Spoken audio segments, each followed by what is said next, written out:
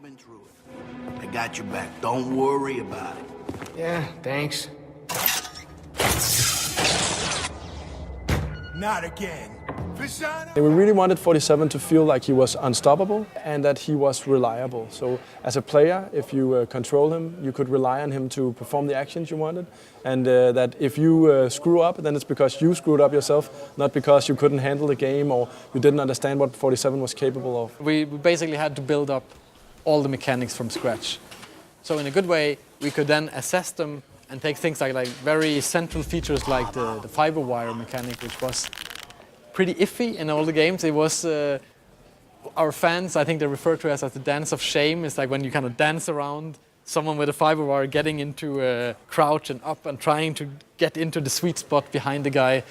It's not, it doesn't make you feel like the most powerful assassin in the world. So it's like, okay, fiber wiring someone should be easy. It's getting them in the right spot that should be hard. And this was more the approach to the whole mechanic side, that you should feel like a great assassin, but it should be about containing the situations that is the challenging part of the game. So that meant that on the mechanic side, we had a lot of work that we had to do. There's a change for all four. Ah, God, there's coffee in there, you fucker! Throughout the game, you don't have your handler. You had Diana in all the previous games, right? And that meant that we could always tell you exactly what you needed to know. And in Absolution, he's on his own. So there are limits to what we can tell you, and if we want to tell you something, we have to introduce other characters like Birdie in the early parts of the game who can actually give you some information about what you're going to do. So what brings your mean ass to my home? And that means for all the situations, we really have to be careful about how we stage them and how we ease you into the different options that are in the level, because Diana won't ever tell you what happens in this game. I need information. Well, that's my business. Information. You need information, I find information. At a price, of course. And that was an initial pretty big challenge for us, coming to terms with something that's actually been a core part of the franchise for a long, long time. And now we had to stand on our own feet. And in that way, I think we were a little bit like 47. We felt a little bit lost at some time, saying, okay, the player needs to know this area. He needs to know that these are the options. He needs to know that he's going here and it's roughly going to end up in this place. But how do we tell him? So listen up.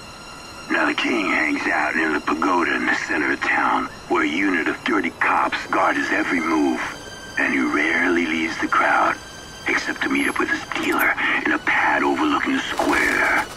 He also got a swanky European ride parked in a nearby alley, but that's all I got, Holmes. So, call me back when you're done. Got it? We had to make the guys in the world tell you a lot of stories about what was going on in their part of the world, or in the checkpoints coming up, or maybe even get your feedback on some stuff that happened in the previous levels. And now it's not just one handler talking to you, it's every NPC who could probably be saying something that you needed to know. And while that was obviously a big challenge to do at first, it also very much became apparent that it's a big strength in the game, that if you listen to the banter between NPCs throughout the game, there will always be something for you to pick up. Sometimes it's just fun stuff, you know, building their characters, but at other times it's actually stuff that can really help you solve whatever problems you have or make you understand the context of what you're doing. So we're really happy about how that turned out, even though it was a challenge in the beginning. You going down? Wow, exciting evening, huh? Lots of heavy stuff going down. Heard it's all about one man. He must be a dangerous son of a bitch. Defining the range of 47's abilities, and at the same time also working with the early steps of the AI, saying just how far do we want to push it. Because it meant that the AI also, it's a completely different way that they can communicate with each other.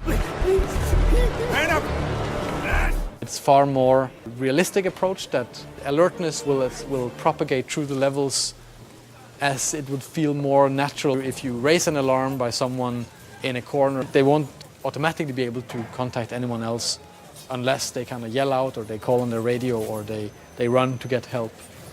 Then you can still contain the situation and then progress through the level as if nothing happened.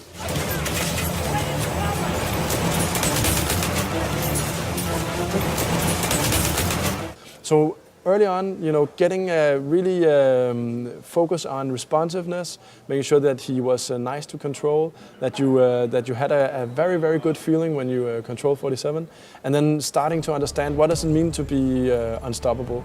Are you a silent assassin, or do you want to kill everyone in your way? Both require exceptional skill to master. Well, I think at the core of everything Hitman related is the fantasy of being the ultimate assassin, right? And a big part of being the ultimate assassin is not necessarily to be the one who shoots everyone and then walks away. It's actually about performing the hit only on your mark, and the rest of the world doesn't know you were there. So that's a very, very big part of every Hitman game, and it's also a big part of Absolution's code of honor, if you will, that the best way to do everything is actually for the world to never know you were there. Snowman!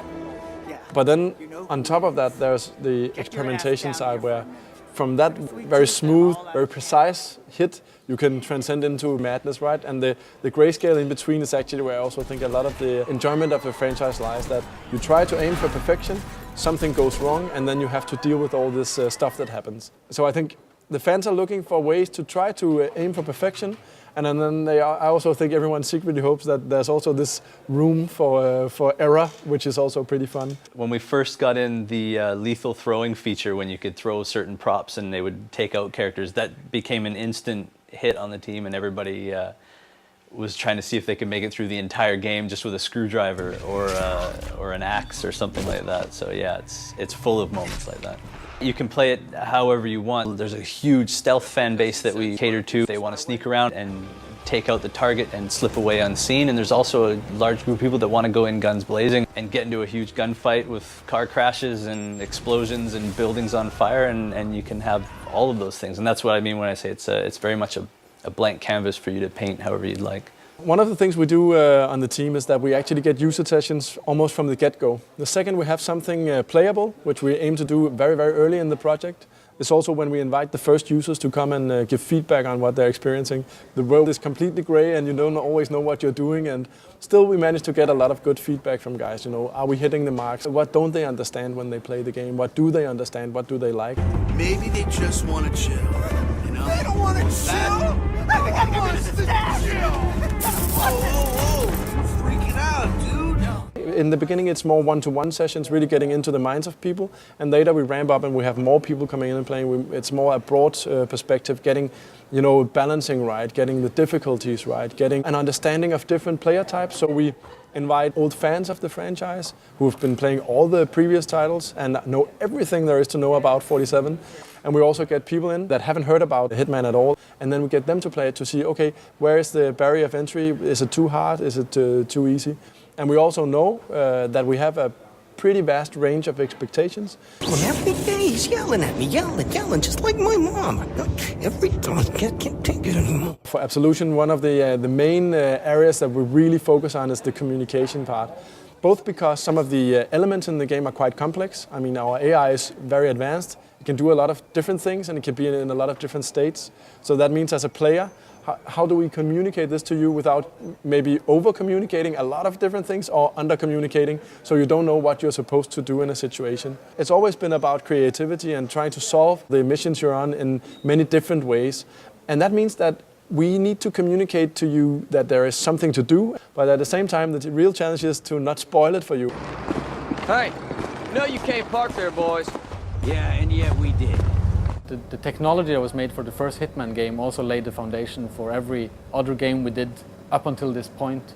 So it's only now that we actually got the opportunity to make completely new technology from scratch, which is called Glacier 2, which is what's powering Absolution, and it's made completely in fusion with the game design. So everything that the mechanics needs and the art direction and sound needs, it's been made custom for this game. We had very high ambitions for Absolution, and early on it was also really clear that would require new technology to fulfill our ambitions with more complex, advanced AI, with more advanced crowd, and the production values, the graphics, the levels and all that. You want the engine to be the editor at the same time, so you have the world and you edit things and then you hit play, or even you edit things while you're playing.